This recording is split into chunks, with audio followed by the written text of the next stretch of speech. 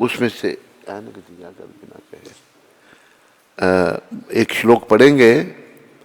ये जो परंपरा हमारी कृष्ण भगवान से चली आ रही है,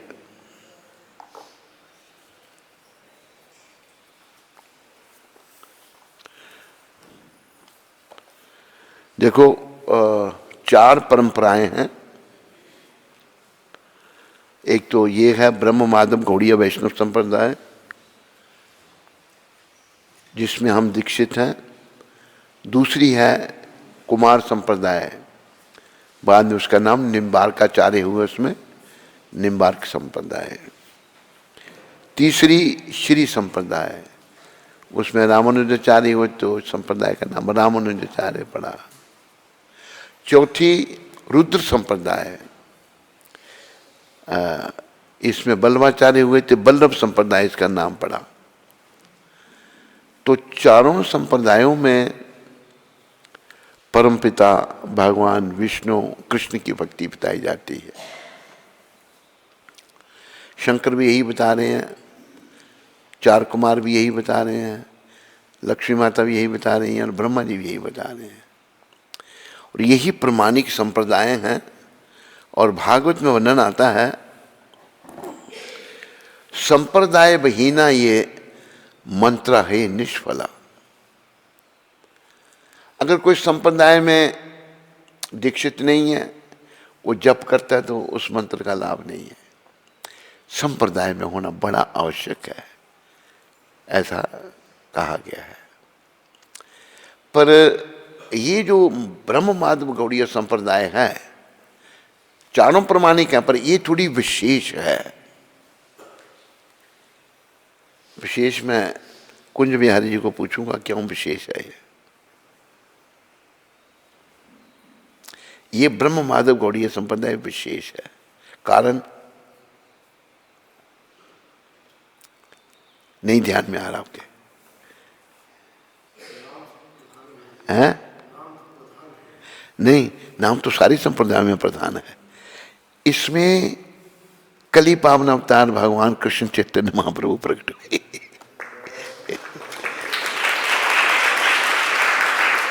इसलिए ये विशेष है। और उन्होंने ही, गौर भगवान ने ही 500 साल पहले ये भविष्यवाणी की थी। पृथ्वीत्योच यत्र नगरादि ग्राम सर्वत्र प्रचार हो मोर नाम। पृथ्वी पर जितने नगर ग्राम है मेरे नाम का प्रचार होगा। आज हो रहा है, उनका नाम लिया जा रहा है। तो ये संप्रदाय विशेष है। इस संप्रदाय में हमें आना चाहिए और अपने जीवन को सफल बनाना चाहिए। जीवन की सफलता हमारा सोया हुआ भक्ति भाव जागृत हो और अंते नारायण स्मृति हो। अंत काले च मामेवा स्मरण मुक्त्वा कलेवरम या प्रयाति संबद्ध भावम याति न सत यत्र संशया। परम पिता परमेश्वर सर्वेश्वर श्री कृष्ण कह रहे हैं, अंत काल में जो मेरा नाम लेते हुए शरीर का त्याग करता है वो उसी भाव को प्राप्त होता है, मेरे को प्राप्त होता है।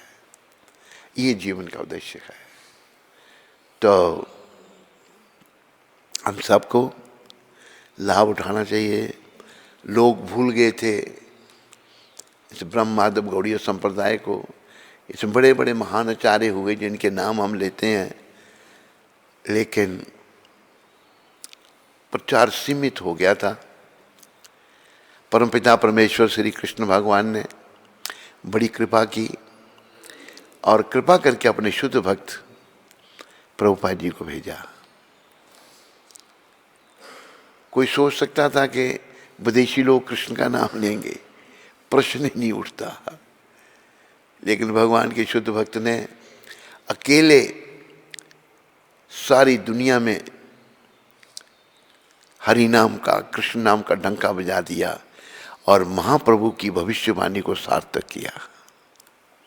इसलिए ये जो संत हैं प्रभुपाद जी महाराज, वैष्णव संत, ये बड़े विशेष हैं। देखो हम कहीं कहीं के, लेकिन परमपिता ने इतनी कृपा की, राधा रानी ने, गौर निताय ने इतनी राधा गोविंद ने इतनी कृपा की, हमें इनसे मिला दिया। और इनसे मिलने के बाद हमें लगा बस हमारा जीवन इन्हीं के चरणों में बीतेगा। तो 1974 में पहली बार इनके दर्शन हुए थे। तो मैं जैसे प्रायः कहता हूँ, सभी इनकी कृपा की याचना करो, क्योंकि अगर हम भागवत भक्त नहीं बन सके, हमारा मलिन हृदय शुद्ध नहीं हुआ, तो अंतकाल में नारायण स्मृति नहीं होगी। अंतकाल में वही ध्यान आएगा जो जीवन काल में हमने किया होगा। जीवन काल में हमने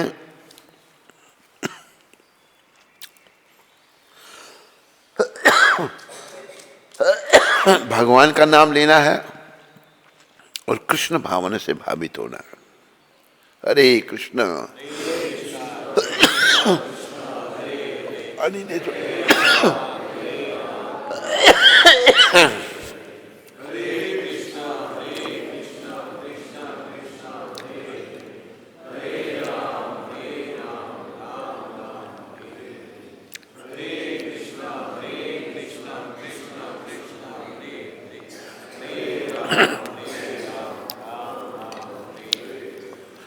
आज मैं परंपरा का तीसरा श्लोक पढ़ने का प्रयास कर रहा हूं। ताहा हैते दयानिधि तारदास विद्यानिधि राजेंद्र हैला ताहा हैते ताहार किंकर जय धर्म नामे परिचय परंपरा जान भाल मते।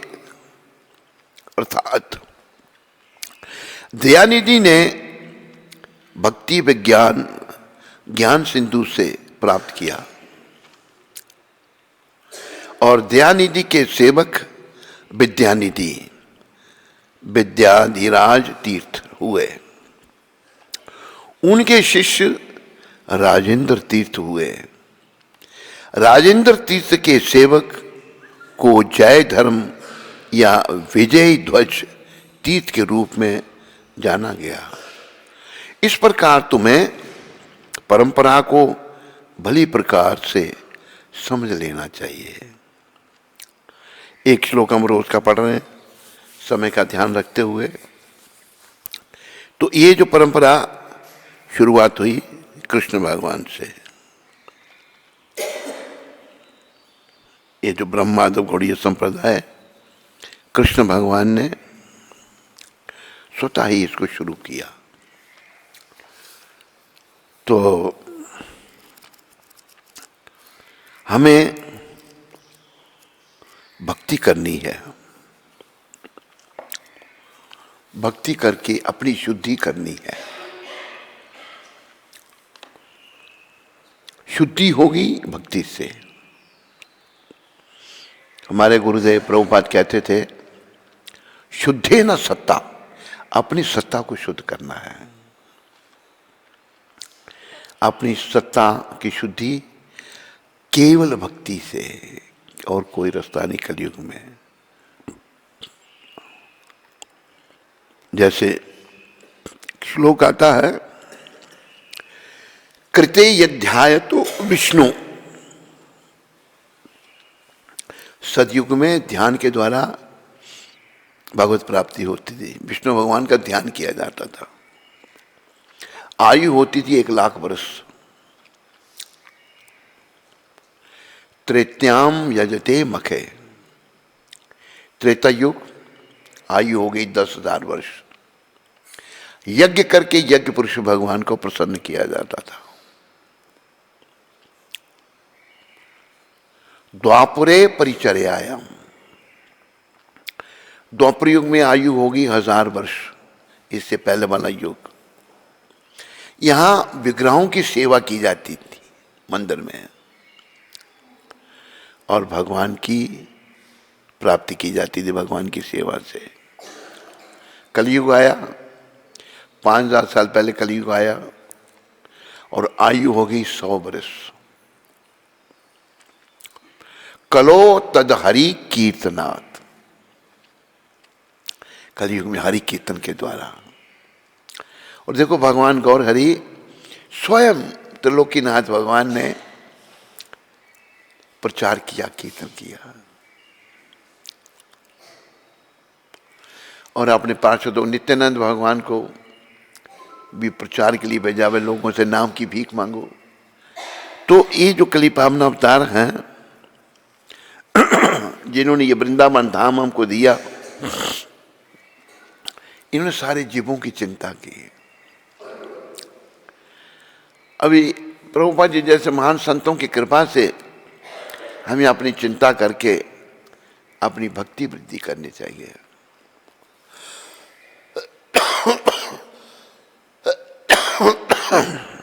तो आचार संहिता से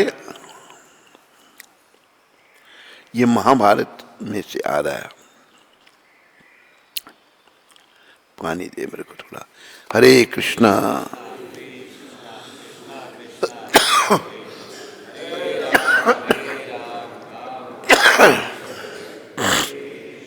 हरे कृष्णा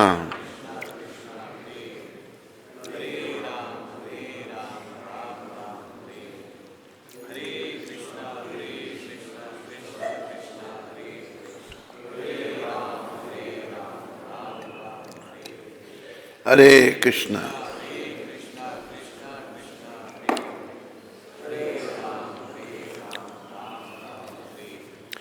ये महाभारत का श्लोक है। ना कुलम वृत्तहीनस्य प्रमाणी मीति में मति अन्ते द्वपि ही जातनाम वृत्तम एव विशिष्यते। मेरा ऐसा विचार है कि सदाचार से हीन मनुष्य का केवल ऊंचा कुल मान्य नहीं हो सकता। कुल तो बड़ा ऊंचा है। अभी देखो रावण का कुल ऊंचा था, पुलिस ऋषि का पुत्र था रावण, लेकिन राक्षस था। वही यहाँ महाभारत में वर्णन आ रहा है कि सदाचार से हीन मनुष्य का केवल ऊंचा कुल मान्य नहीं हो सकता, क्योंकि नीच कुल में उत्पन्न मनुष्यों का भी सदाचार श्रेष्ठ माना जाता है। महाभारत में भगवान वेद व्यास कहते हैं कि जो नीच कुल में जन्मे अगर वो भी सदाचारी हैं तो उनका, क्योंकि नीच कुल में उत्पन्न मनुष्यों का भी सदाचार श्रेष्ठ माना जाता है। कई उदाहरण हैं, एक नहीं बहुत सारे। तो हमें सदाचारी बनना है, शास्त्र के अनुसार चलना है। जय राधा माधव कुंज बिहारी जय।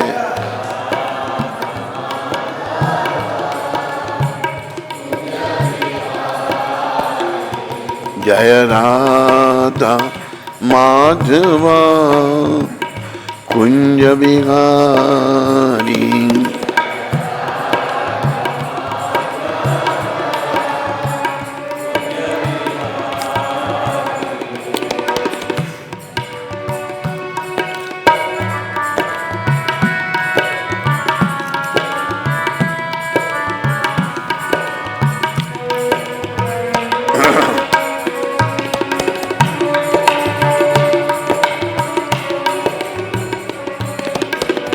गोपी जन बल्लभा गिरिवर धारी।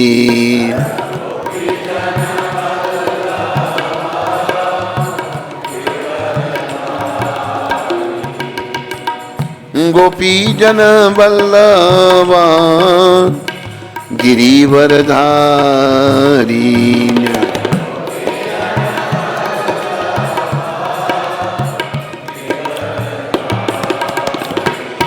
जय राधा माधवा कुंज विहारी।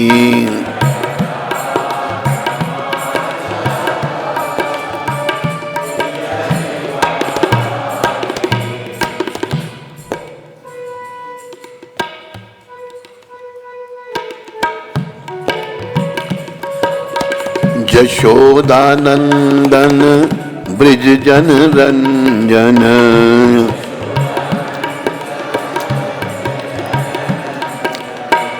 यशोदानंदन ब्रिज जन रंजन।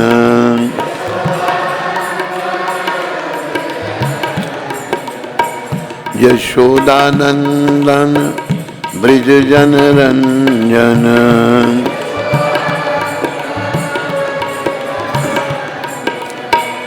यमुना तीरा बनचारी, यमुना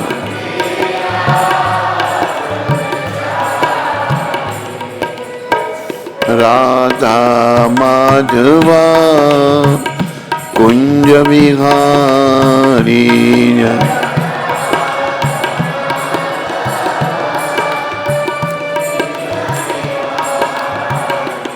जय राधा माधवा कुंज विहारी।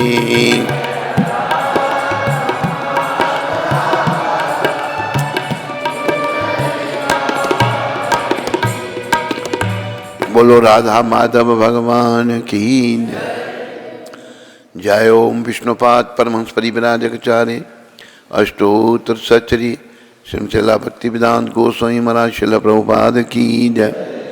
जय ओम विष्णुपाद परमहंस परिव्राजकाचार्य अष्टोत्तर सचरी श्रीमद् भक्ति सिद्धांत सरस्वती ठाकुर महाराज प्रभुपाद की जय। इस्कान विविटी संस्थापक आचार्य कृष्ण कृपा में श्रील प्रभुपाद की जय। अनंत कोटि वैष्णविंद की जय। नामाचार्य श्री हरदास ठाकुर की जय।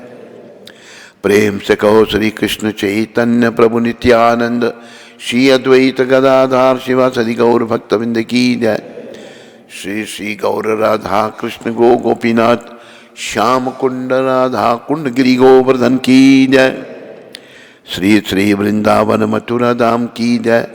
श्री श्री नवदीप द्वारका धाम की जय। श्री धाम मायापुर धाम की जय। श्री श्री यमुना मई गंगमयी की जय। श्री श्री तुलसी देवी भक्ति देवी की जय। श्री श्री सामवेद भक्त वृंद की जय। श्री श्री युग धर्म हरि नाम संकीर्तन की जय।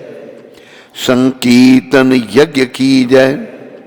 हमारे प्यारे गुरुदेव पूरी दुनिया में हरि नाम का सनातन धर्म का प्रचार करने वाले अति दयालु परम कृपालु पतित पावन श्रील प्रभुपाद की जय। पतित पावन श्रील प्रभुपाद दिव्य पुस्तक वितरण की जय। निताय गौर प्रेमानंदी। बोलो ग्रंथराज श्रीमद् भागवत महापुराण की। निताय गौर प्रेमानंदी। सब भक्तों की जय जयकार हो। सब भक्तों की जय जयकार हो। गुरु और गौरांग की जय जयकार हो।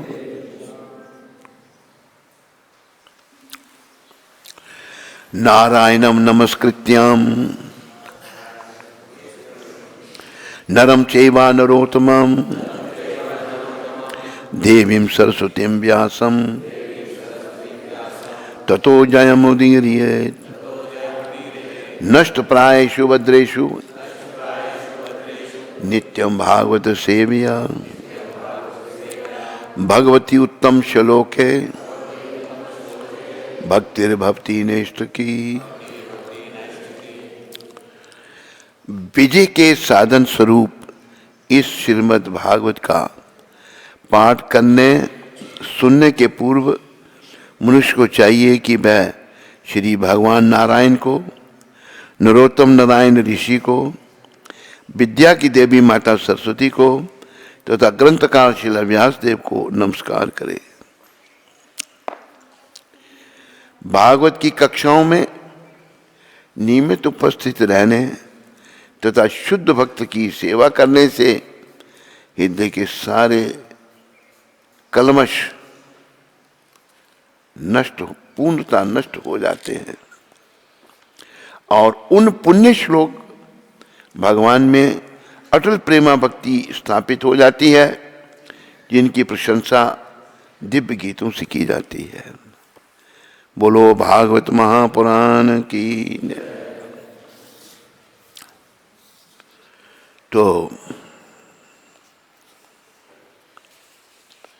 कल हम 14वें श्लोक में से पढ़ रहे थे, चर्चा कर रहे थे।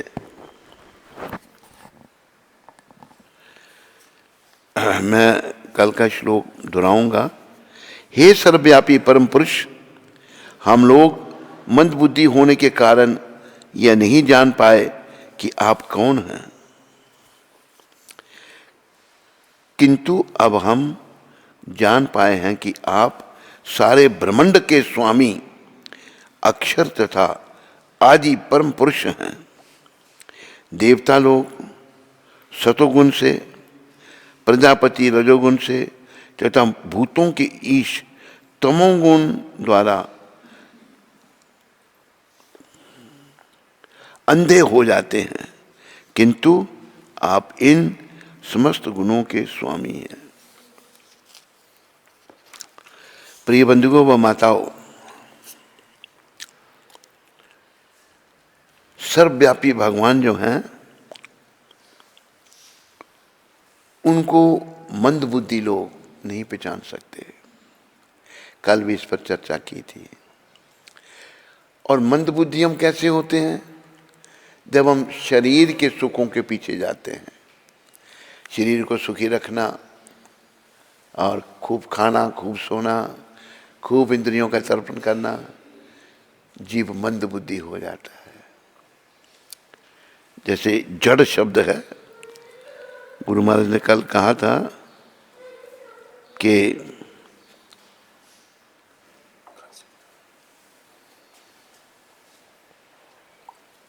हरे कृष्णा हरे कृष्णा। बहुत गर्म है, कैसे पीऊंगा?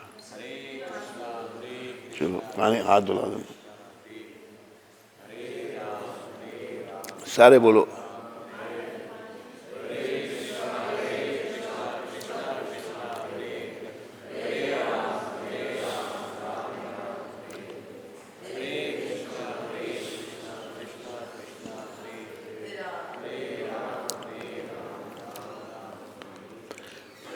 नीचे कर थोड़ा।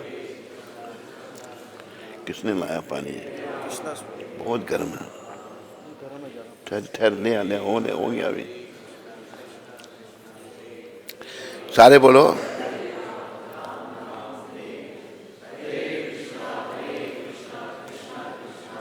टावल दे राम।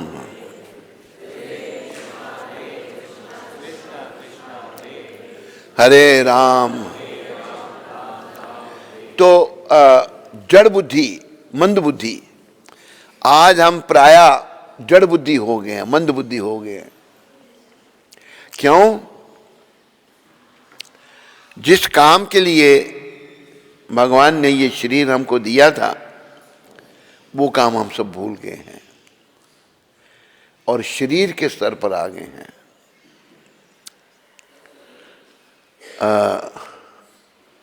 एक श्लोक आता है, कौन सा वो ग्रंथ है, हितोपदेश में, आहार निद्रा भयमेतुनच्च सामान्य वेतात पशुभे नराणाम धर्मो हितेशा अधिको विशेषा धर्मे न हीना पशुभे समाना।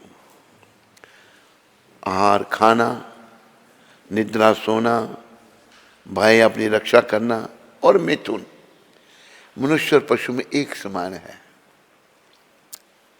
अंतर क्या है? धर्मो हितेशा। मनुष्य जो है वो धर्म का पालन कर सकता है।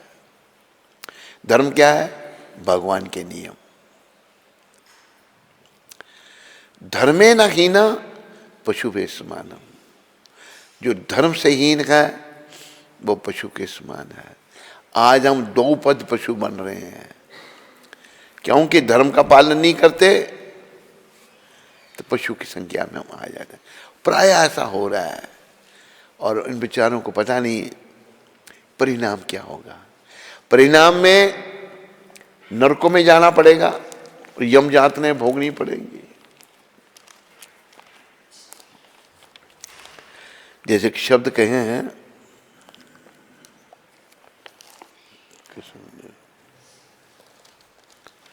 किसी हितोपदेश में, हाँ हितोपदेश में जैसे कहा है, शब्द है हिंदी में, अब न संभले तो रोना पड़ेगा,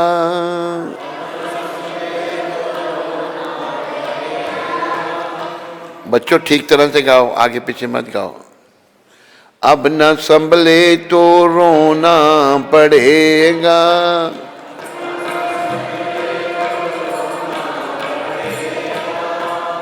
नरक में गर्क होना पड़ेगा,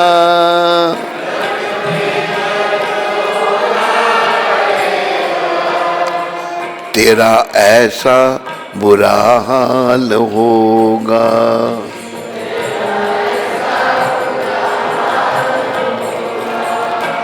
जो बताने के काबिल नहीं है, जो बताने जन्म हीरा तुझे जो मिला है, जन्म ये गंवाने के काबिल नहीं है, ये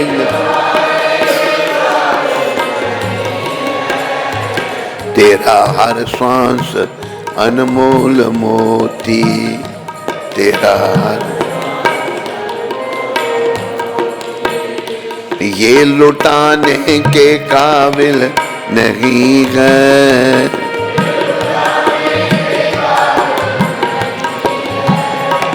जन्म हीरा तुझे जो मिला है।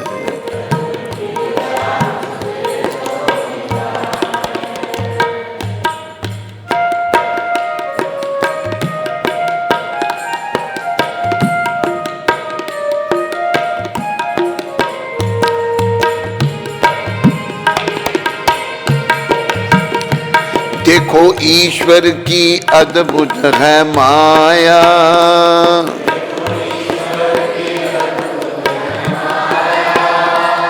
तेरी खातिर ही सब कुछ बनाया,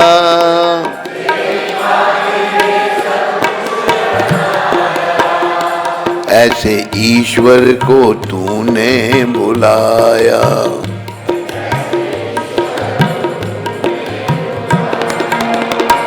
जो भुलाने के काबिल नहीं है,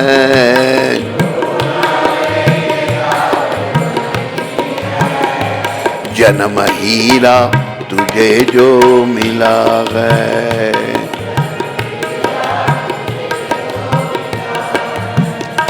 ये गंवाने के काबिल नहीं है,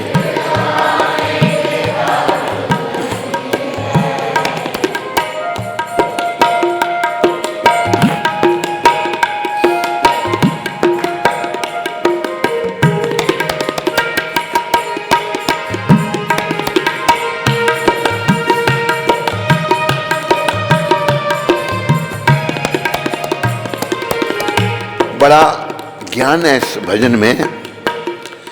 पशु जीते जी सेवा कमाते,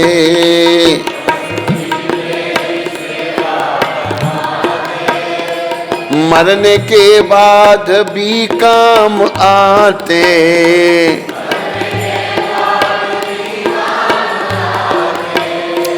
तेरा यह जिस्म मर कर किसी के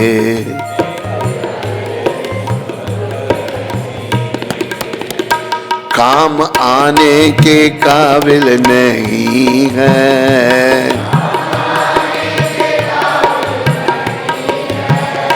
जन्म हीरा तुझे जो मिला है।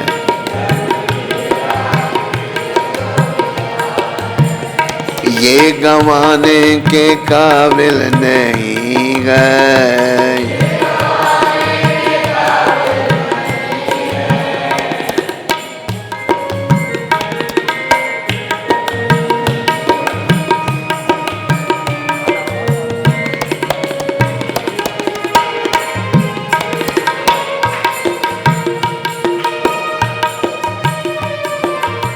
प्रिय बंधुओं व माताओं, हमारी बड़ी समस्या क्या है वो अभी मैं बोलने जा रहा हूं, पीछे बोलिए। तू तो विषयों में लिपटा है ऐसा,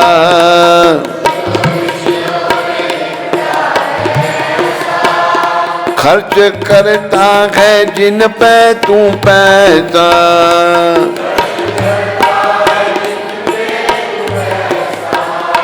मिला बिन मोल अनमोल सत्संग,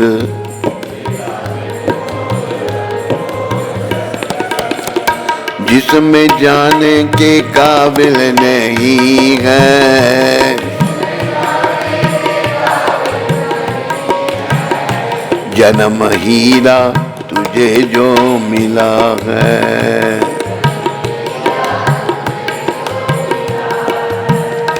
ये गंवाने के काबिल नहीं है।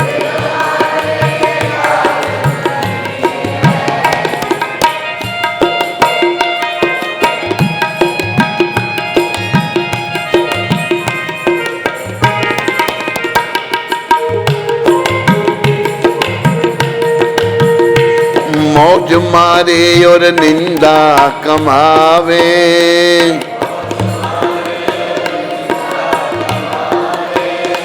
पाप करते नहीं शर्म आवे।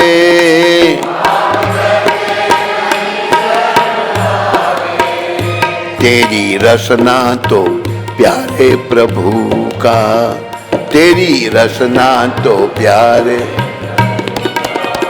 गीत गाने के काबिल नहीं है। गीत गाने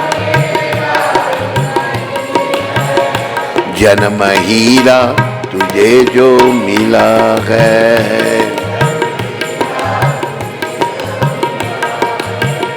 ये गंवाने के काबिल नहीं है।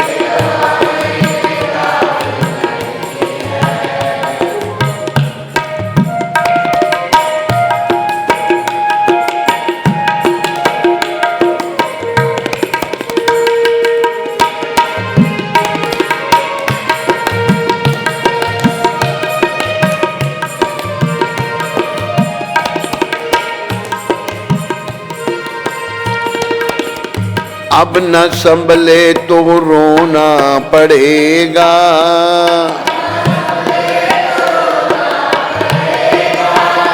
नरक में गर्क होना पड़ेगा। नरक अब न संभले तो रोना पड़ेगा।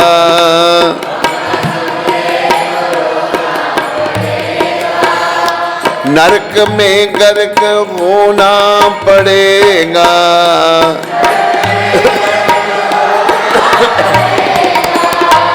तेरा ऐसा बुरा हाल होगा,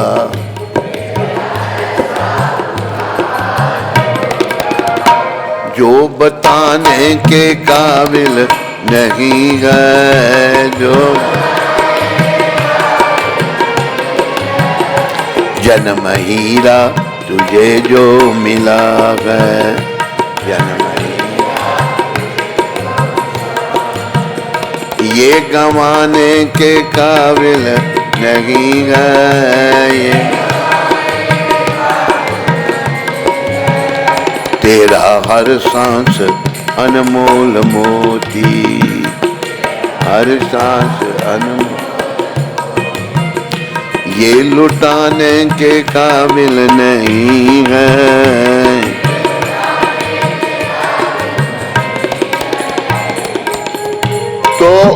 ये जो जन्म है ये बड़ा दुर्लभ है, बार बार मिलने वाला नहीं है। प्राय हम सब लोग दुनिया में खोए हुए हैं, दोषों से भरे पड़े हैं, भगवान की ओर हमारा ध्यान ही नहीं है। ध्यान है विषय विकारों की ओर। पुरुष का ध्यान स्त्री में, स्त्री का ध्यान पुरुष में। ये बीमारी बस लगी हुई है। तो ये जो विषय विकार हैं ये सब नरक के द्वार हैं। तो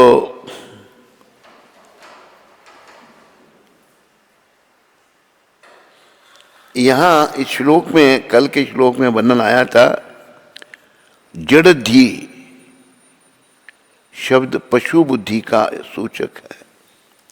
जड़ पशुओं की जो बुद्धि है मोटी होती है, वो नहीं सोच सकते बेचारे। अभी जैसे भेड़ें हैं, बकरियां हैं, बकरे हैं, पाले जाते हैं मारकर खाने के लिए। तो बहुत बड़ा गोदाम है, भान तो एक एक हो सकते नहीं, गोदाम में बंद कर देते हैं उनको। तो एक भेड़ उसके अंदर जाती है, बाकी सब भेड़ें पीछे पीछे चली जाती हैं। उनको ये पता नहीं कि कल हमको यहां से निकाल करके मार दिया जाएगा। पशु इसी प्रकार हमें ये पता नहीं कि मनुष्य शरीर में आकर हमने भगवत प्राप्ति नहीं की तो कल हमारी दुर्गति हो जाएगी। ये भूल के हम लोग कृष्ण को बड़ा दयामय कहा है। गीता में कृष्ण भगवान को सुहृदम सर्वभूता नाम, सारे जीवों का शुभ चिंतक बताया है। कैसे भगवान कैसे शुभ चिंतक हैं? संत समझाते हैं। भगवान क्यों धाम से आकर पृथ्वी पर अवतार लेते हैं?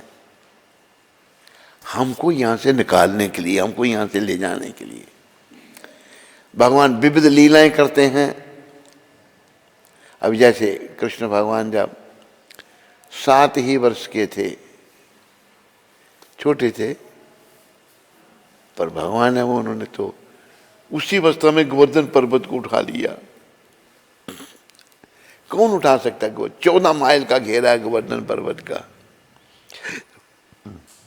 उंगली का इशारा करने से गोवर्धन ऊपर गया और भगवान उंगली नीचे लगाकर खड़े हो गए।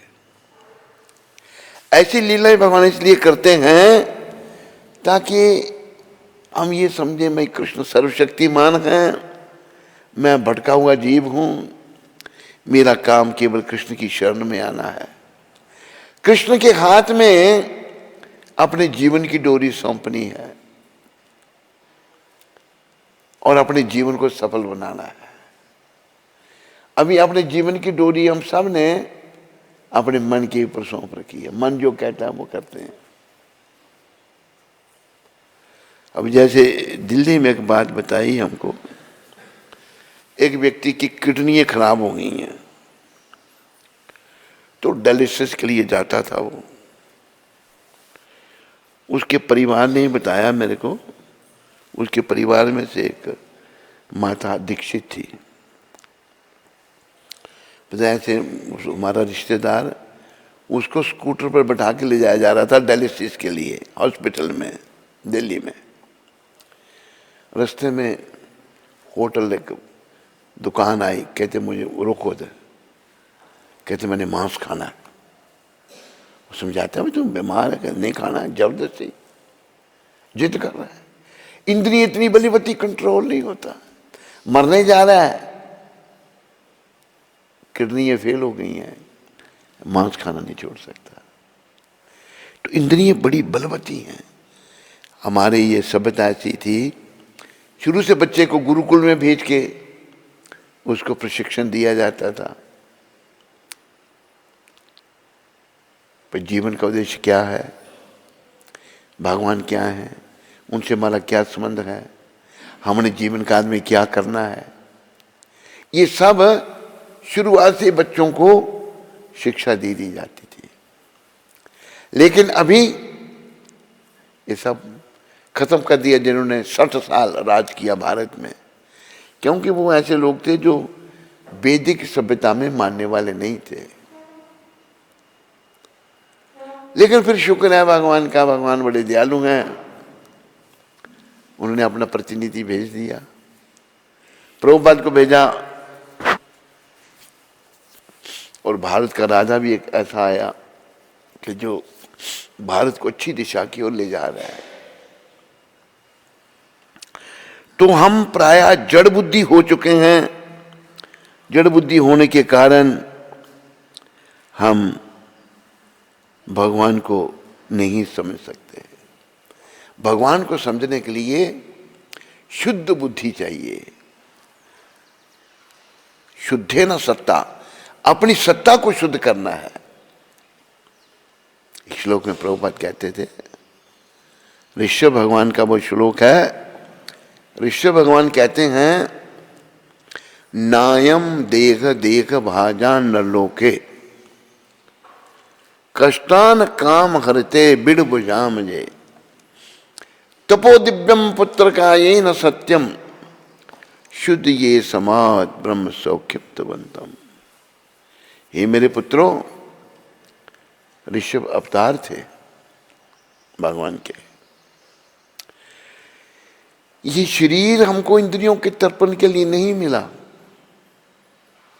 बिड़बुजम कहते हैं गंदगी खाने वाले पशु, सुअर और कुत्ता दोनों गंदगी खाते हैं।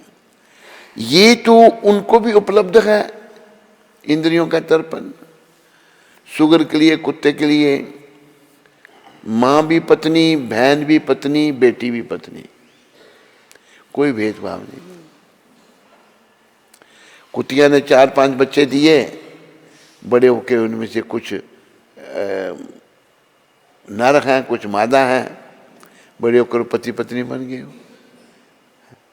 भाई बहन। ये पशुओं का जीवन है। तो ऋषभ भगवान कहते हैं ये तो गंदगी खाने वाले पशुओं को भी उपलब्ध है इंद्रियों का तर्पण।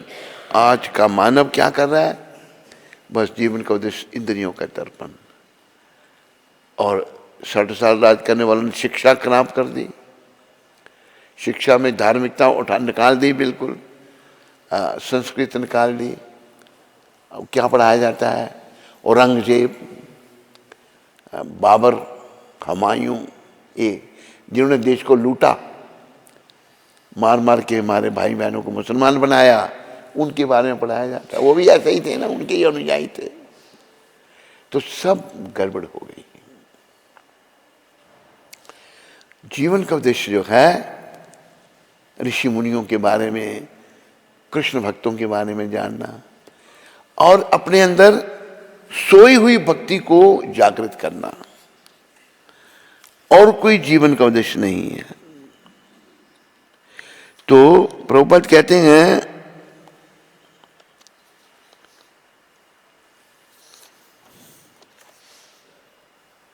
ऐसी बुद्धि वाला व्यक्ति भगवान को नहीं समझ सकता।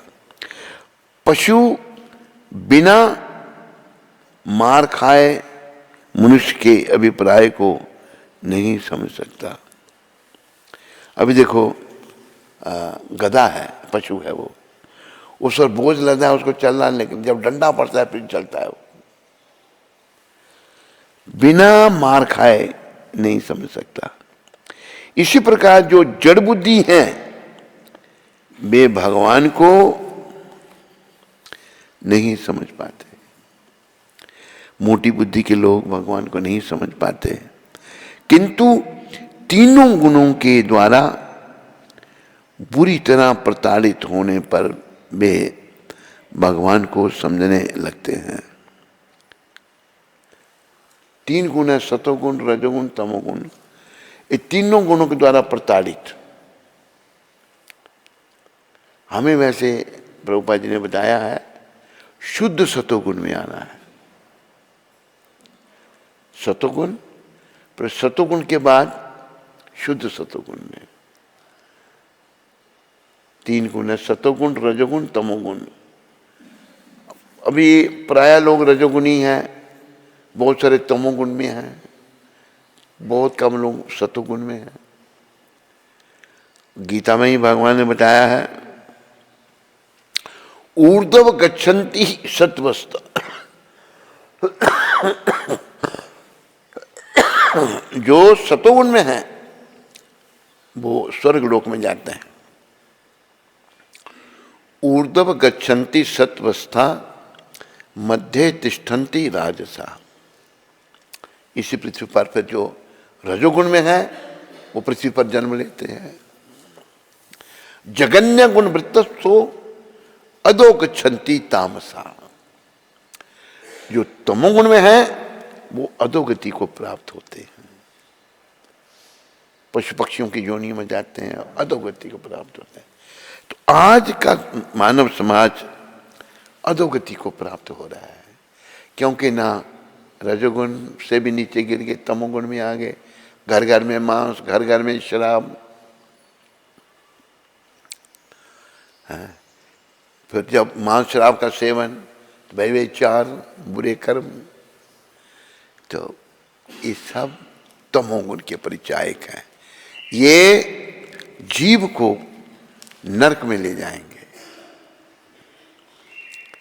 लेकिन अगर हम इन तीनों गुणों के प्रभाव में हैं, हमें प्रयास करना है इनसे निकलने का। इसलिए गुरु महाराज ने 4 नियम दिए। पहला नियम, मांस, मच्छी, अंडा, प्याज, लहसुन नहीं। जो खाना पहले भोग लगा हो भगवान को, वो खाना, प्रसाद। दूसरा नियम, कोई नशा नहीं, जिसमें सिगरेट, बीड़ी, तंबाकू, पान, शराब, चाय, काफी कुछ नहीं। तीसरा नियम, ब्रह्मचर्य व्रत। पर स्त्री मां के समान, पर पुरुष पिता के समान स्त्री के लिए। लेकिन अभी देखो इतना वो लोगों का पतन हो रहा है, स्त्रियां पर पुरुषों के मुंह देख रही हैं और पुरुष पर स्त्रियों का संग कर रहे हैं। ये नरक का द्वार है, घोर नरक। ऐसे लोगों को कहा है कि अब ना संभले तो रोना पड़ेगा, नरक में गर्क होना पड़ेगा।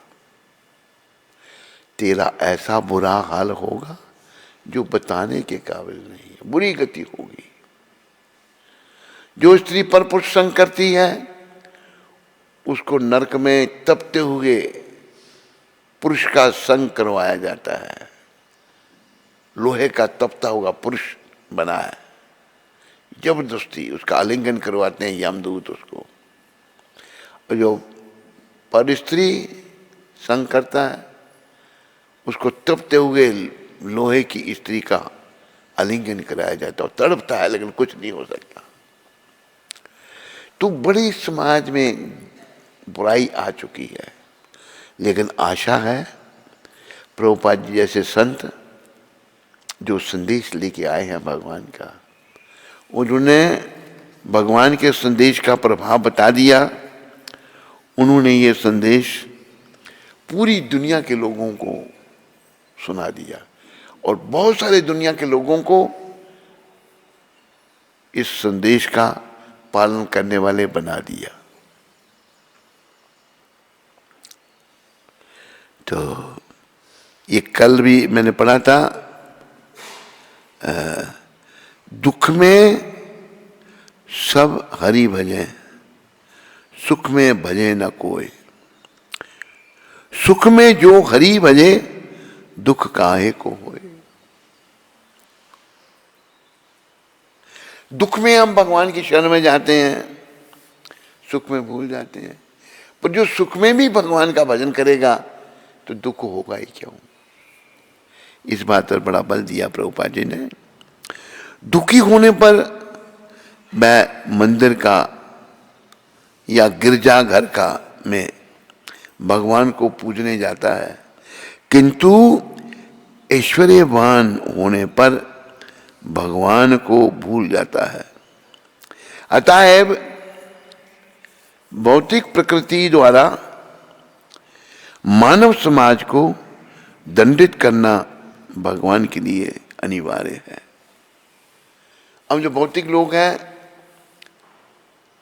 उल्टे सीधे काम करने वाले, इनको दंडित करना बड़ा जरूरी है, दंड मिलना इनको। याद रखो, हम लोग जो बुरे कर्मों में लगेंगे इनका दंड भोगना पड़ेगा, वो बड़ा दुखदाई होगा। और कहा है कि, सारे पीछे बोलो, करनी करत क्यों डरत,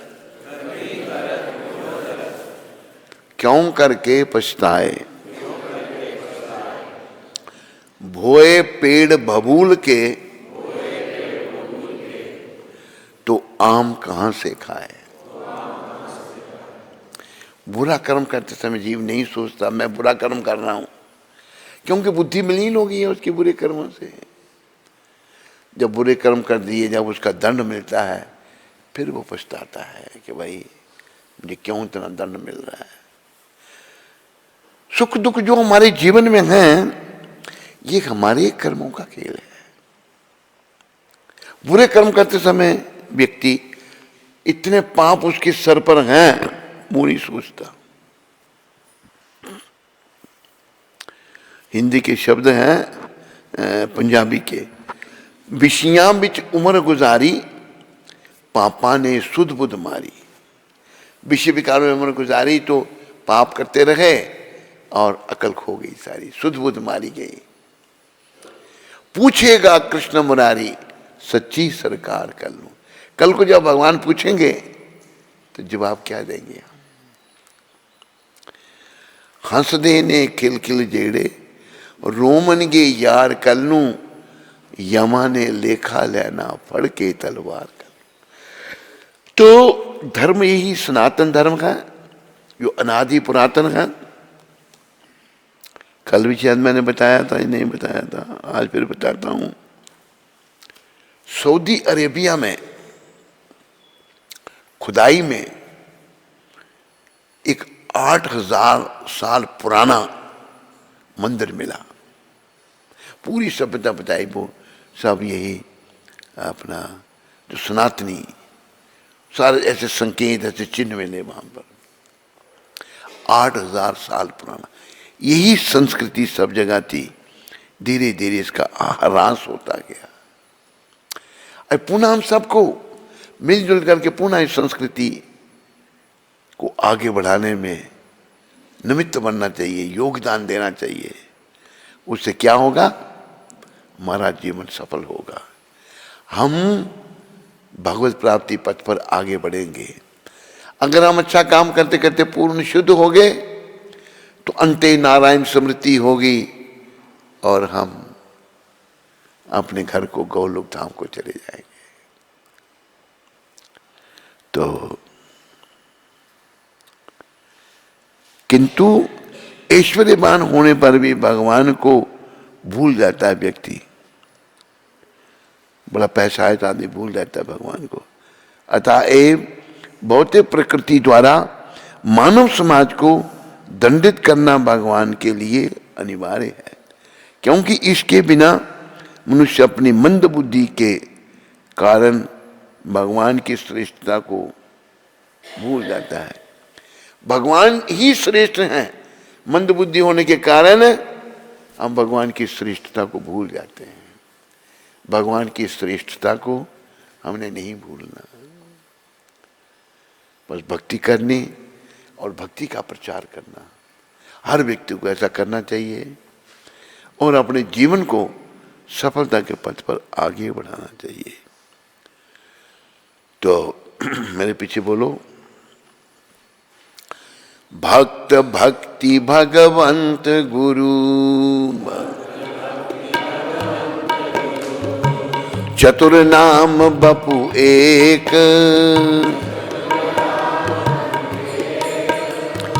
इनके पद बंदन किए,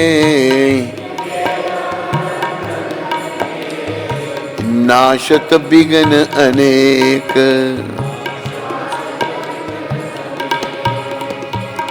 भक्त, भगवान के भक्त, सबसे बड़े भगवान के भक्त प्रभुपाद बैठे हैं यहाँ पर। भक्ति माता, भक्त, भक्ति, भगवंत, भगवान और गुरु। गुरु ही प्रभुपाद जी। चार नाम है पर एक ही स्वरूप है इनका। इनके चरणों में बंधन करने से अनेकों विघ्नों का विनाश होगा। बोलो पतित पावन शिला प्रभुपाद की।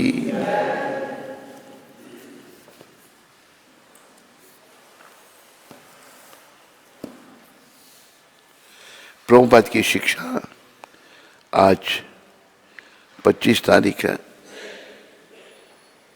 और मंगलवार है। आज के दिन क्या कहा था प्रभुपाद ने?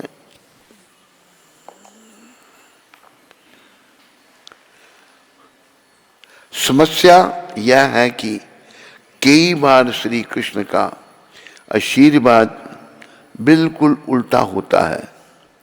श्री कृष्ण सब कुछ छीन लेते हैं। छीन लेंगे तो उस समय लोग नास्तिक बन जाते हैं। टोक्यो में ये बात प्रभुपाद जी ने 1972 में कही थी। असल में भगवान क्या कर रहे हैं हम नहीं समझ सकते।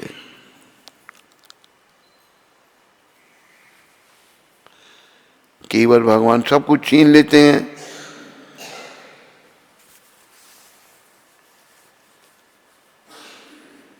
छीन श्री कृष्ण का आशीर्वाद बिल्कुल उल्टा होता है। जो ज्यादा मोह माया फंस जाता है जीव, उसका भगवान सब कुछ छीन लेते हैं। ये भगवान की कृपा है। लेकिन मूर्ख प्राणी नहीं समझते। लोग क्या समझते हैं? जो बड़ा पैसे वाला है ये बड़ा भाग्यवान है।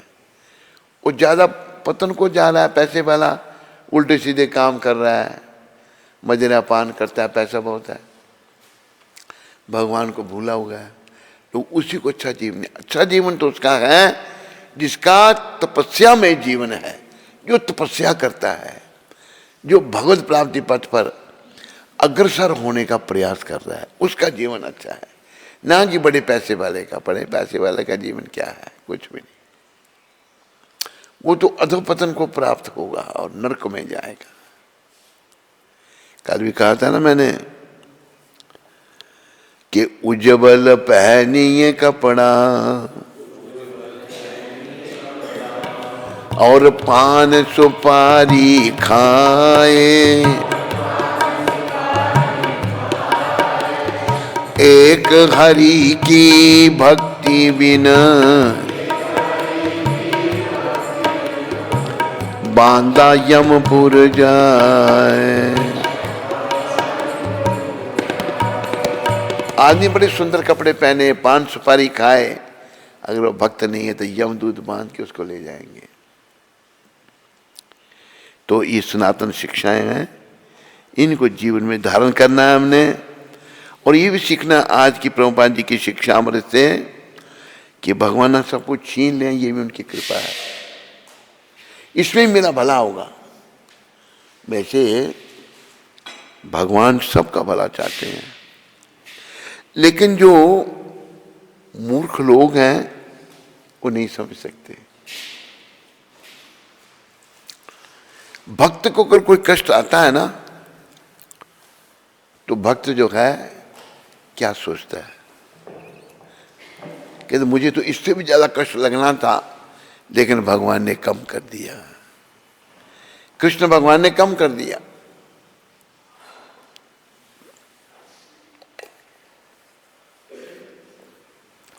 लेकिन जो भक्त नहीं है उसे क्यों कष्ट लगा मेरे को, वो कष्ट में दुख में दुखी। भक्त जो है, एक भक्त माता हुई है महारानी कुंती, पांडवों की मां। उसने भगवान से दुख मांगे। कुंती माता की शिक्षाएं जो है भागवत में है, teachings of Lord, teachings of queen Kunti, एक अलग पुस्तक प्रभुपाद ने बनाई थी। बड़ी सुंदर शिक्षा। वो तो भगवान से कष्ट मांग रही हैं। हमें कष्ट दो, हमें सुख नहीं चाहिए। कष्ट जब भी हमको लगे, आप हमारी रक्षा के लिए आ गए। ऐसा ना कि सुख आने से, ऐसे कहा है ना कि सुख के माथे सिल पड़ो, जो नाम हृदय से जाए, बलिहारी ऐसे दुख की, जो पल पल नाम जपाए। ऐसा दुख बड़ा अच्छा जो मुझे भगवान का सेवन करा रहा है। कहते ऐसे सुख के ऊपर पत्थर गिरे, सिल कहते हैं पत्थर को। सुख आने से क्या मैं भगवान को ही भूल गया, नाम नहीं लेता मैं। बलिहारी ऐसे दुख की, जो पल पल नाम जपाए। बोलो पतित पावन शिल प्रभुपाद की।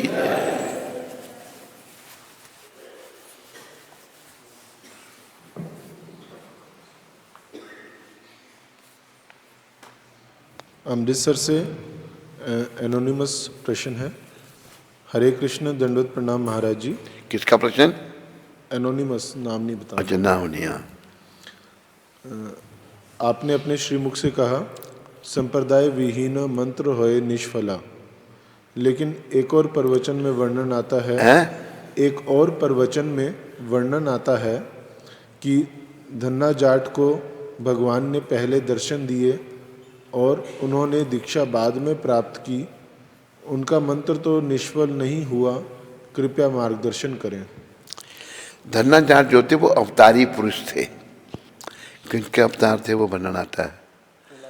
प्रहलाद महाराज। धन्ना जाट किसके अवतार थे? भक्तमाल में वर्णन है। धन्ना जाट जो थे वो अवतारी पुरुष थे। कुछ अवतारों ने फिर जन्म लिए और भक्ति की, जो पूर्व जन्म में भक्त थे।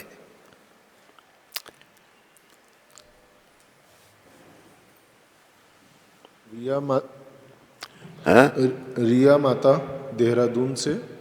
गुरु महाराज जी के श्री चरणों में मेरा कोटि कोटि दंडवत प्रणाम।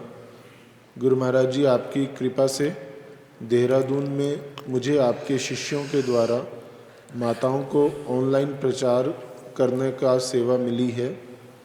आपसे आशीर्वाद चाहिए कि मैं ये सेवा अच्छे से कर सकूं और माताओं को भक्ति में आगे बढ़ने के लिए प्रेरित कर सकूं।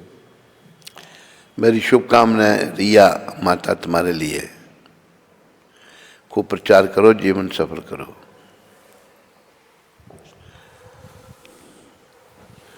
सब अभी महामंत्र। हरे कृष्णा। तो सभी लोग गुरु महाराज जी का आभार व्यक्त करेंगे 3 बार हरि बोल बोल के। हरि बोल, हरि बोल, हरि बोल। बोलिए सद्गुरुदेव महाराज की, जगत गुरु श्रील प्रभुपाद की। तो आज के प्रसाद का आयोजन शौनक ऋषि जी और उनकी धर्मपत्नी की तरफ से किया गया है। तो उनका और उनके परिवार का श्रील प्रभुपाद आश्रम उधमपुर के सभी भक्तों की ओर से बहुत बहुत धन्यवाद। हरे कृष्ण। पानी दे थोड़ा, हाथ धोने के लिए। लाइन बनाओ तो प्रसाद के लिए। सब लोग प्रसाद लो। भोग लगाया इसका नहीं है? अच्छा।